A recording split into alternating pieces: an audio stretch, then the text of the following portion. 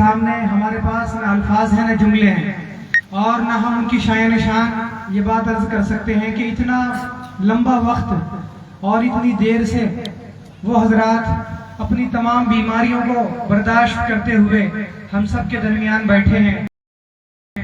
تو میرے عزیز بھائیوں، میری گزارش ہے تمام ساتھیوں سے، تمام بزرگوں سے جو دور دراز کھڑے ہیں، پیچھے کھڑے ہیں اور اس طرف بھی کھڑے ہیں کہ وہ خدا کے واسطے ادھر آ کر کے بیٹھ جائیں۔ درمیان میں کرسیاں بھی خالی ہیں اور جب بزرگوں کی باتیں سنیں، دین کی باتیں سنیں تو درمیان میں آپ خلا بھی نہ رکھیں، جگہ بھی باقی نہ رہیں، اس میں بے برکتی ہوتی ہے۔ پیچھے گیٹ تک، دروازے تک میری آواز جا رہی ہے اور برآمدے میں بھی ہمارے کچھ ساتھی بیٹھے ہیں بائی جانب، ان سے بھی میری گزارش ہے کہ جہاں جگہ خالی ہو کرسیوں پر تشریف رکھیں۔ اب انشاءاللہ حضرت والا کا بیان ہوگا اور انشاءاللہ حضرت والا بیان فرمانے کے بعد تشریف لے جائیں گے، کچھ چائے وغیرہ سے فارغ ہوں گے، حضرت نے قبول فرما لیا، پھر اس کے بعد حضرت جائیں گے انشاءاللہ۔ آخر میں ان بچوں کی دستار ہوگی اور دوسرے بزرگوں کے بیانات ہونے کے بعد یہ جلسہ انشاءاللہ ہم جلد ہی اس کو مکمل کرنے کی کوشش کریں گے۔ میں اب بہت ہی ادب و احترام کے ساتھ حضرت اقدس علامہ مفتی عبدالغنی صاحب سے عرض کر رہا ہوں، گزارش کر رہا ہوں کہ تشریف لائیں اور حضرت والا کا ناصحانہ مواعظ ہم سب انشاءاللہ اس سے مستفید ہوں گے۔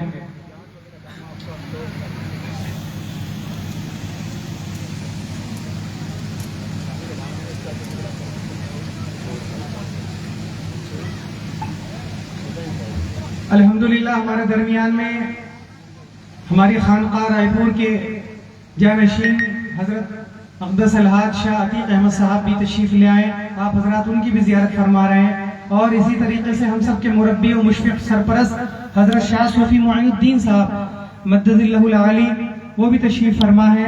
آپ حضرات ان بزرگوں کی بھی زیارت کر رہے ہیں اور اس سے فیض سے آپ ہو رہے ہیں الحمدللہ۔ صوفی کثیر صاحب بھی یہاں پر موجود ہیں انشاءاللہ۔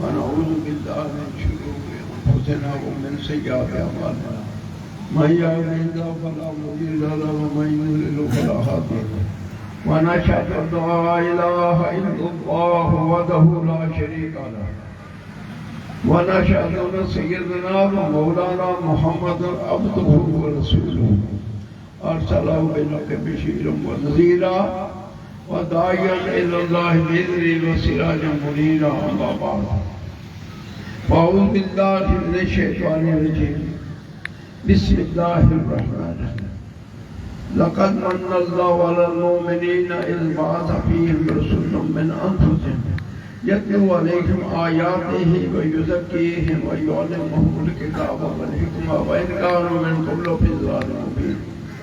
اور حاضرین،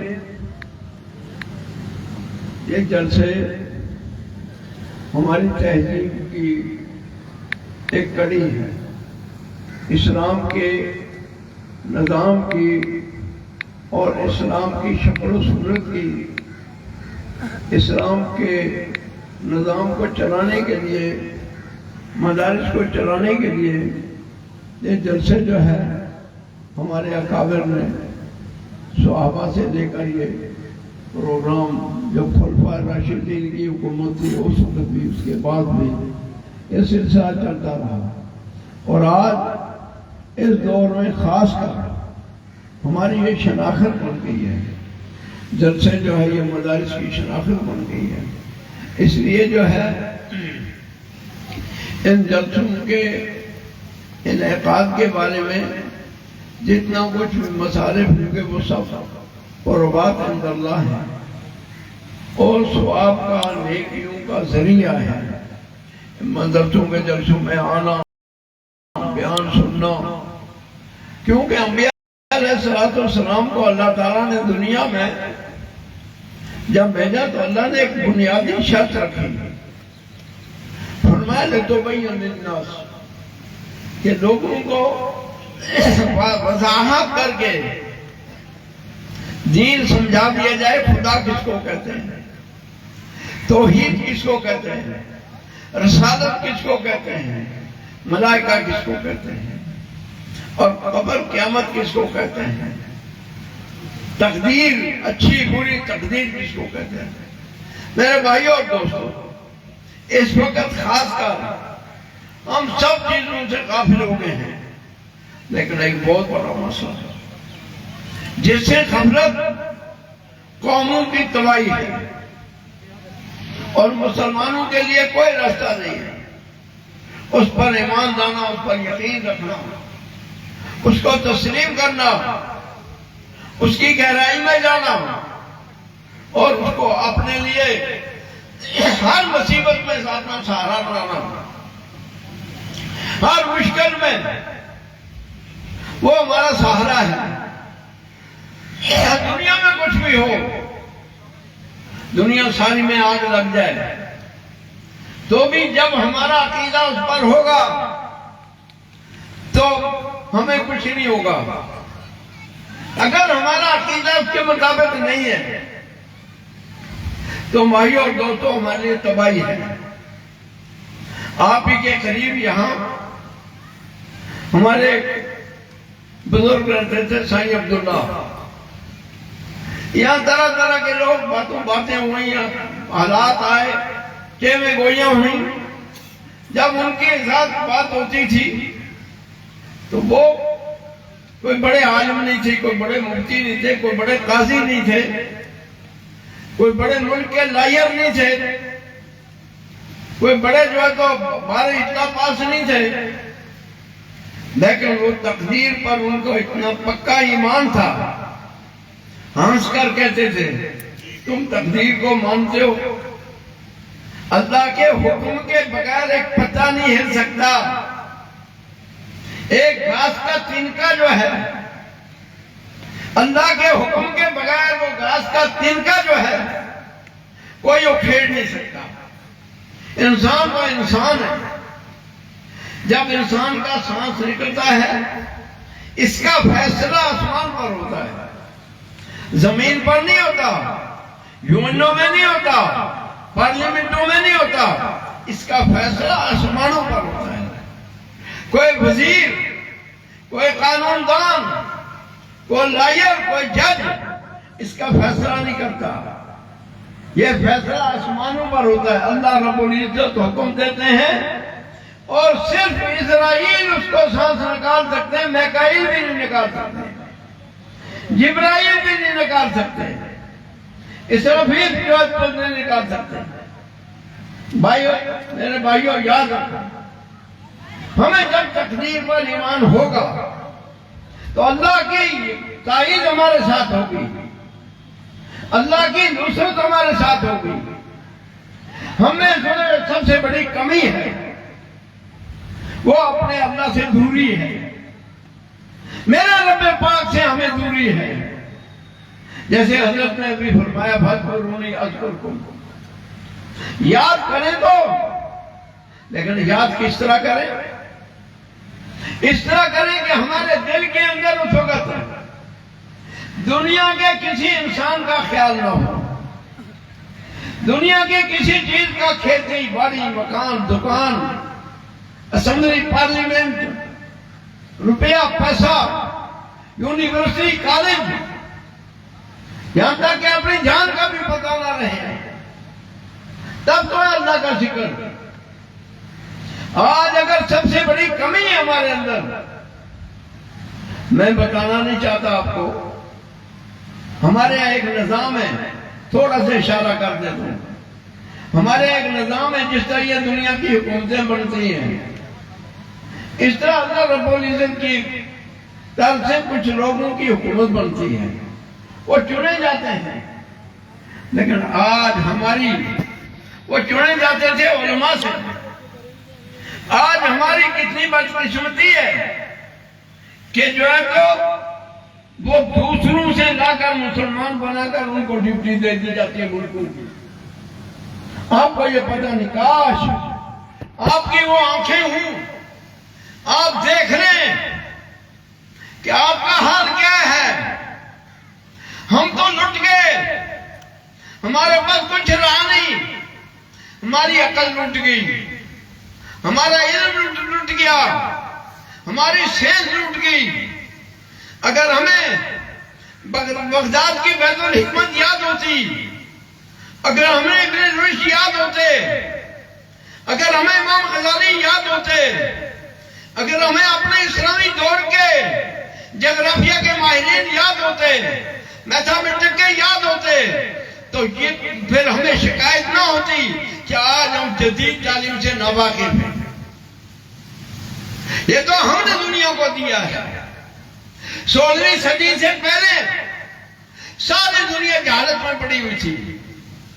آپ یورپ کی ہسٹری اٹھا کر دیکھ لو، آپ برنل کی اکیڈمی اٹھا کر دیکھ لو، آپ فرانس کی جو ہے تو لائبریری اٹھا کر دیکھ لو، آپ وہ رصدگاہیں جو یورپ میں پرانی قائم ہوئی تھی، ان کی جو انہوں نے فوٹو چھایا کیے ہیں، وہ اٹھا کر دیکھ لو کہ یہ تمام رصدگاہیں ہمارے جو ہے بغداد کی دین تھی، یہ ہمارے اسلامی دور کی دین تھی، یہ ہمارے علماء کی دین تھی، یہ جامع ازہر کی دین تھی، یہ ہمارے اداروں کی دین تھی۔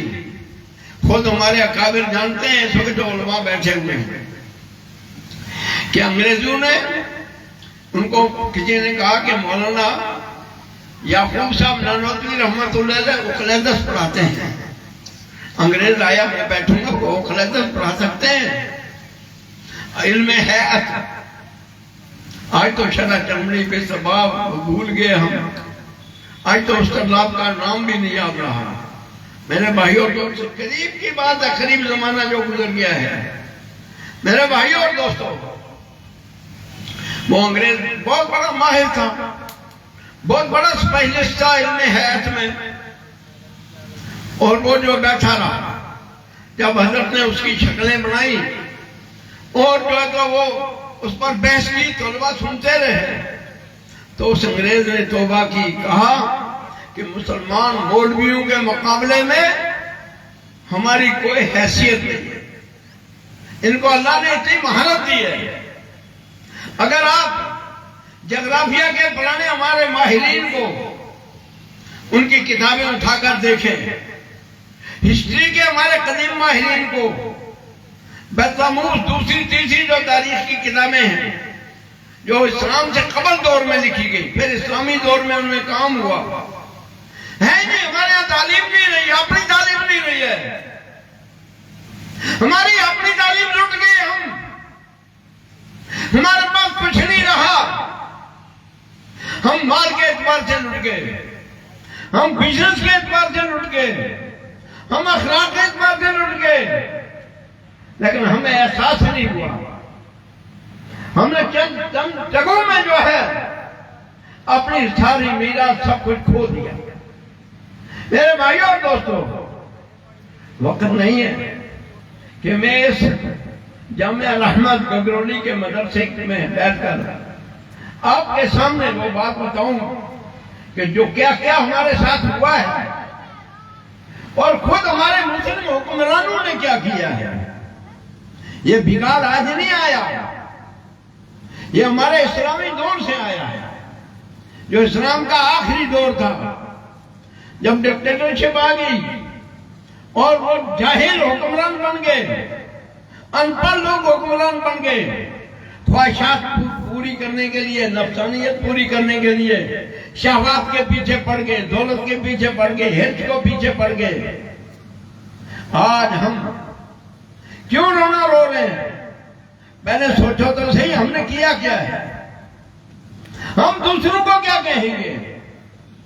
ہم نے تو خود غلطیاں کی ہوئی ہیں، ہمیں اپنے گریبان میں منہ ڈالنا ہے۔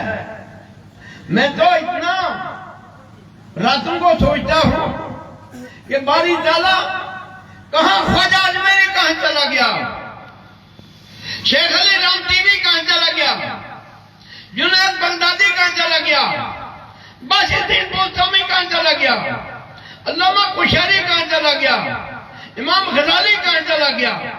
اور پھر ہندوستان میں کبھی دلی جو ہے وہ اہل اللہ کا مرکز تھا، دلی کے اولیاء کرام شام کا فیصلہ کرتے تھے۔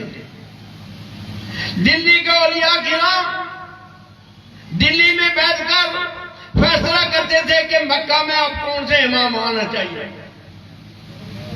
شاید آپ کی گندی بات سمجھ میں، لیکن کوئی عقلمند بیٹھے وہ سمجھ جائیں گے میری بات۔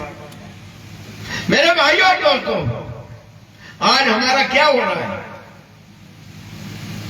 گاہے گاہے باز خواہی قصہ پارینا، گاہے گاہے یاد خواہی قصہ پارینا، گر خواہی یاد آشتن داغ ہائے سینہ۔ اب تو ہمارے حضرت جو میں نے اسی لیے درخواست کی تھی کہ حضرت کچھ بیان کریں گے تو میرے جیسا گم شدہ طالب علم جو ہے وہ بھی کچھ حضرت سے حاصل کرے گا۔ تو الحمدللہ مجھے بہت کچھ حاصل ہوا، اور جب حضرت بیان کر رہے تھے میرے بھائیوں اور دوستوں، اس وقت اللہ تعالیٰ کا کرم ہو رہا تھا، اللہ کی رحمت ہو رہی تھی، اللہ کی رحمت کا نزول ہو رہا تھا۔ یہ نظر چاہیے نا، یہ گندے دل میں نہیں آتا، یہ پاک دل کی آنکھوں سے دیکھا جاتا ہے۔ ان آنکھوں کے بغیر یہ تو بصر ہے، اس کے علاوہ بصارت ہے۔ ذرا بصارت پیدا کرو، ذرا شعور پیدا کرو۔ صحیح حدیث ہے، کئی ایک محدثین نے اس کو روایت کیا ہے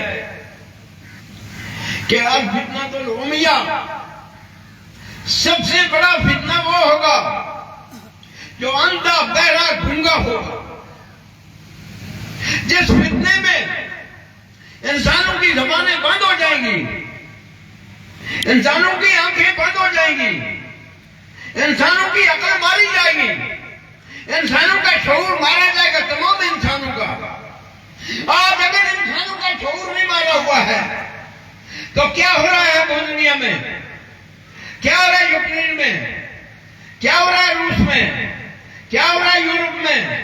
عقل ماری ہوئی ہے، کوئی فیصلہ نہیں کر پاتے، بیٹھتے ہیں جھانے بحث کرتے ہیں، اخیر جب نتیجہ نکلتا ہے 0% ہے، اس لیے کہ عقلیں ماری گئی ہیں، شعور ختم ہو چکا ہے، سمجھداری ختم ہو چکی ہے۔ کس کو بیان سنائیں گے؟ کون بیان سنے گا؟ کون اس پر عمل کرے گا؟ چند اکابر کوئی رہ گیا ہے، کوئی اکابر رہ گیا ہے، لیکن وہ بھی اتنے گمنام گوشے میں بیٹھے ہیں کہ وہ جو ہے مایوسی کا شکار ہو چکے ہیں، یا وہ گہری تدبیر میں پڑے ہوئے ہیں۔ ایسے بھی ہے کہ گہری تدبیر میں ان کی تدبیر 20 سال 40 سال 50 سال 100 سال بعد رنگ لائے گی۔ آپ ہمیں آج ایک کام کرتے ہیں، اگر وہ کام اللہ کے ہاں مقبول ہے، اگر وہ کام جو ہے دیدہ دانستہ ہے، اگر وہ کام اللہ کے ہاں مقبول ہے، قرآن حدیث کے موافق ہے، صوفیہ کرام کی تعلیم کے موافق ہے، علماء بھرارہ کے موافق ہے، صحابہ کرام کے موافق ہے، اس کام کا 10 سال بعد 20 سال بعد 50 سال بعد 100 سال بعد نتیجہ نکلتا ہے۔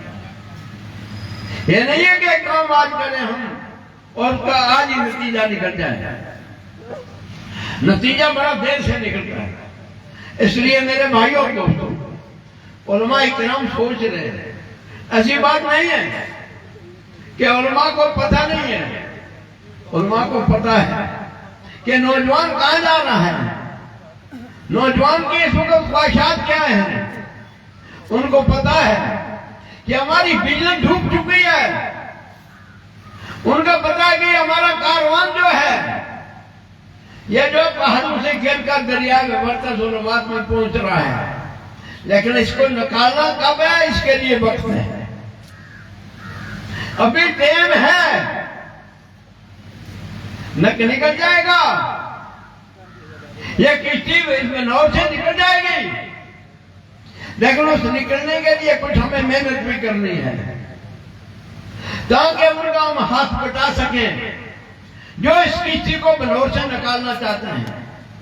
جو اس کشتی کو طوفان سے نکالنا چاہتے ہیں، ان کا ہمیں ہاتھ بٹانا ہے، مالی نہیں، پیسے کا نہیں، جلوس نہیں، جلسے نہیں، صرف راتوں کو اللہ کے سامنے رونا ہے اور اپنے دل کی کوٹھڑیوں کو کھول کر ان دل کی کوٹھڑیوں کے اندر 7 کوٹھڑیاں ہیں،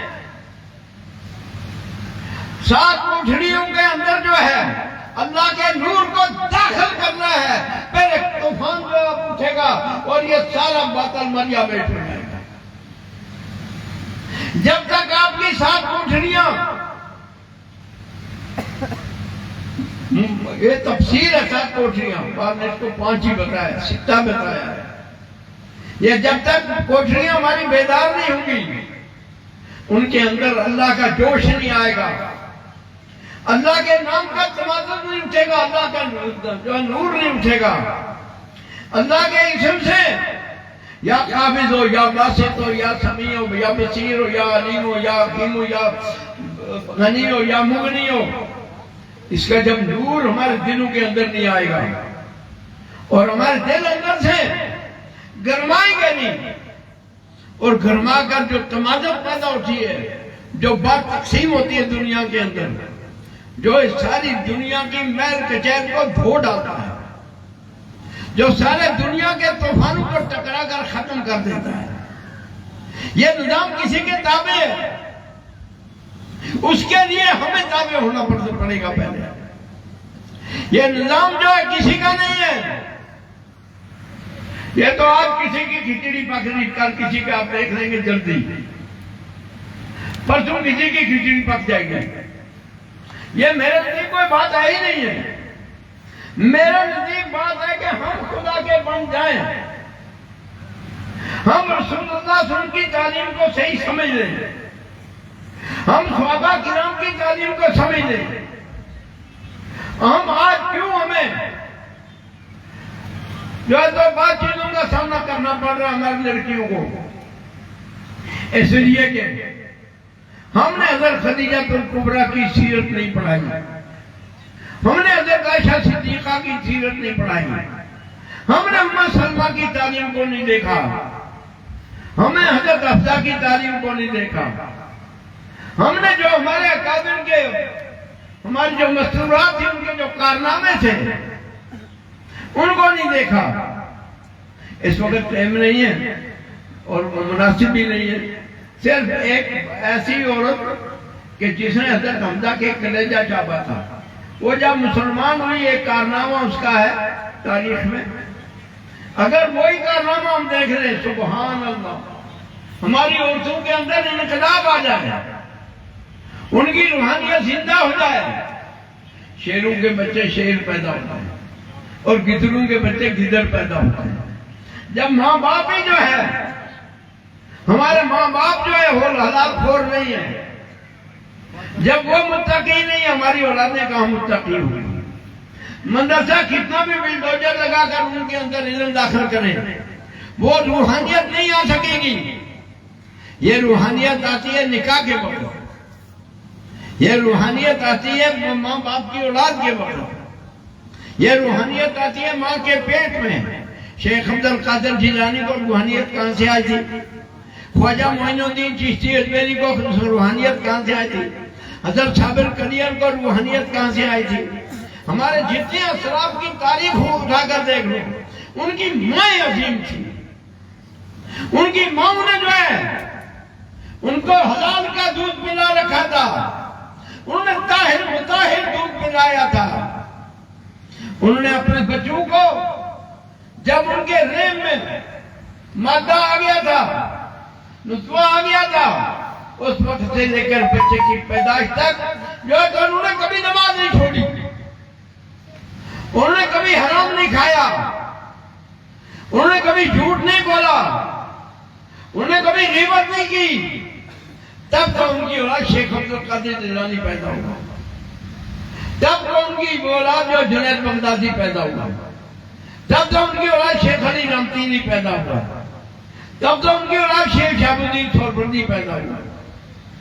امام بخاری کی بات، بخاری کو یہ حافظہ کہاں سے ہے؟ دین خدا کی تھی، لیکن سبب بھی ہوتا ہے، کمی کا سبب ہوتا ہے۔ اللہ تعالیٰ جو ہے تو وفقنا لما توفیق و تھا، اللہ کی توفیق سے ہوتا ہے، لیکن اس کے لیے اسباب اختیار کرنے پڑتے ہیں۔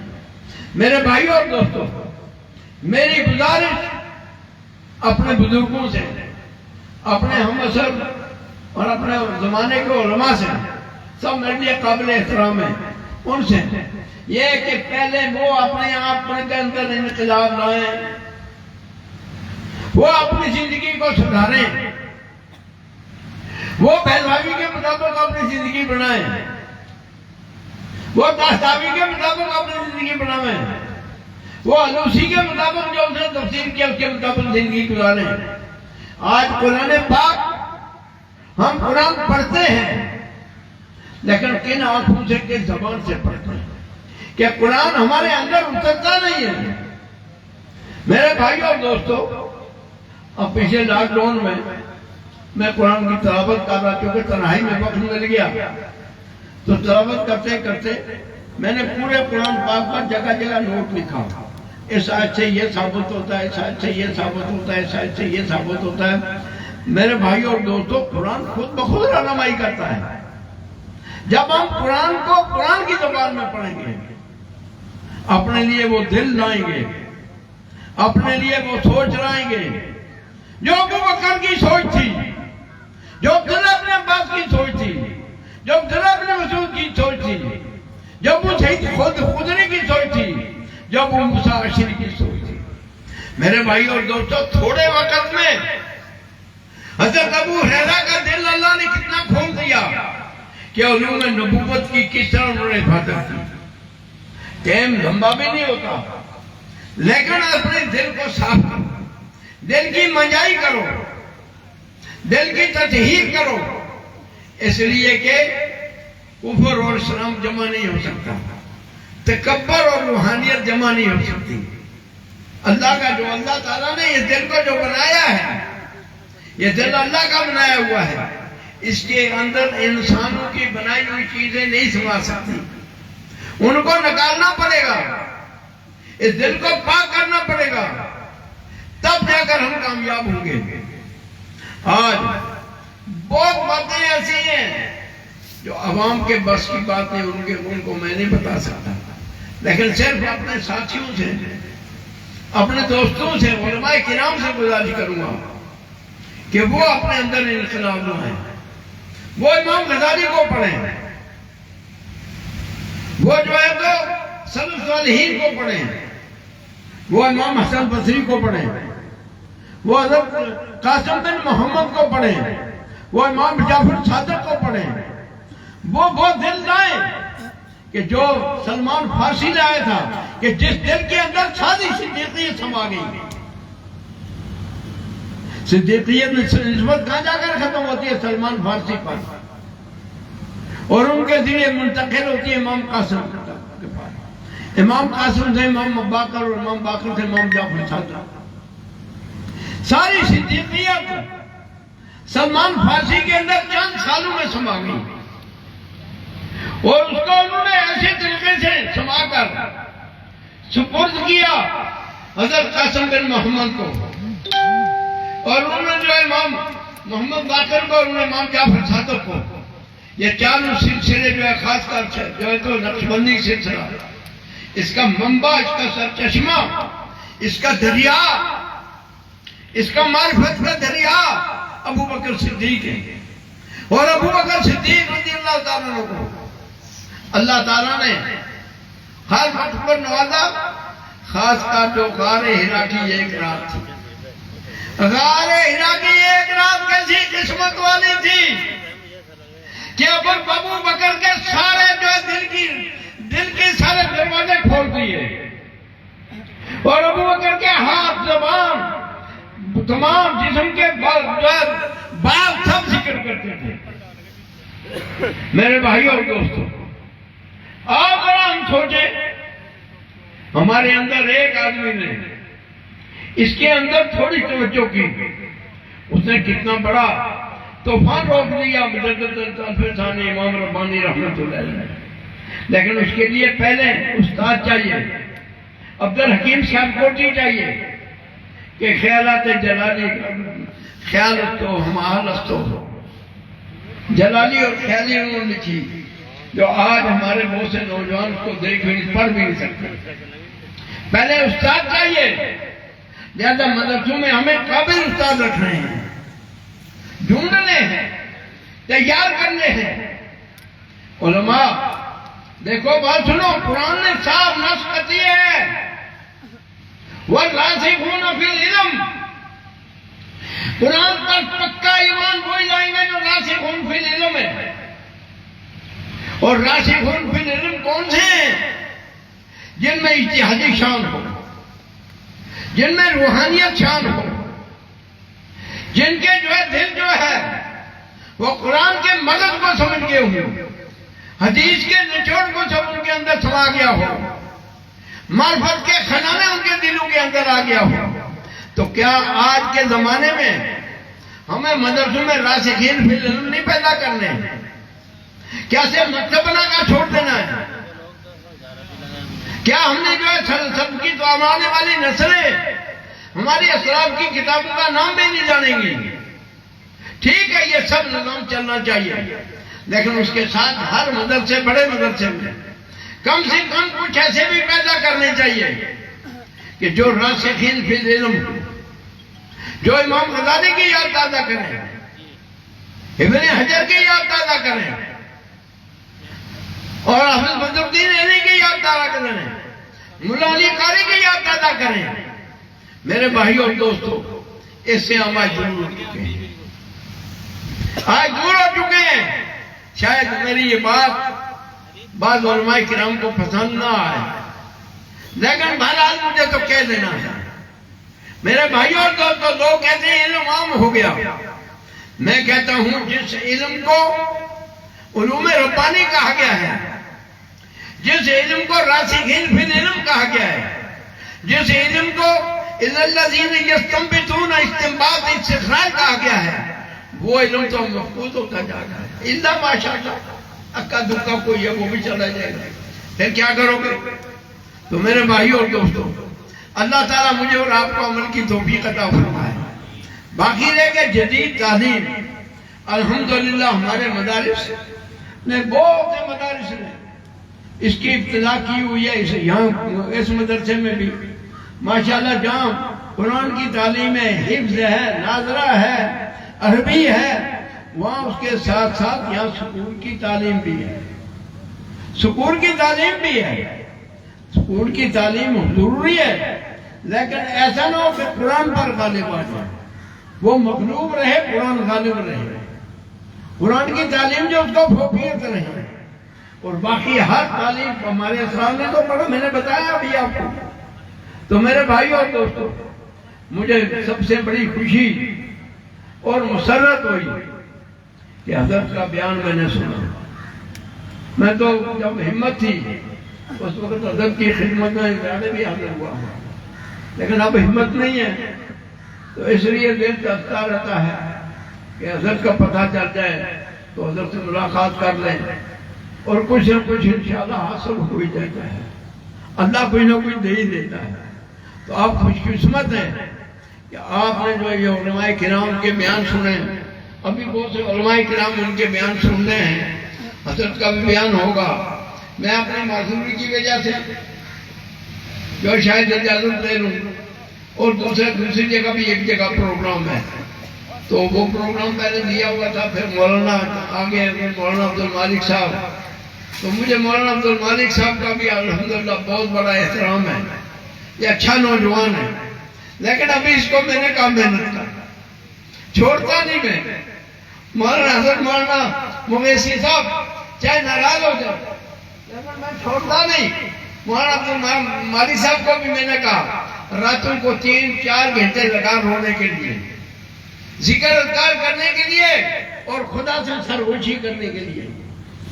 تب تو بات بنے گی، تب تو امت کا درد پیدا ہوگا، تب تو امت کا علاج بھی پیدا ہوگا.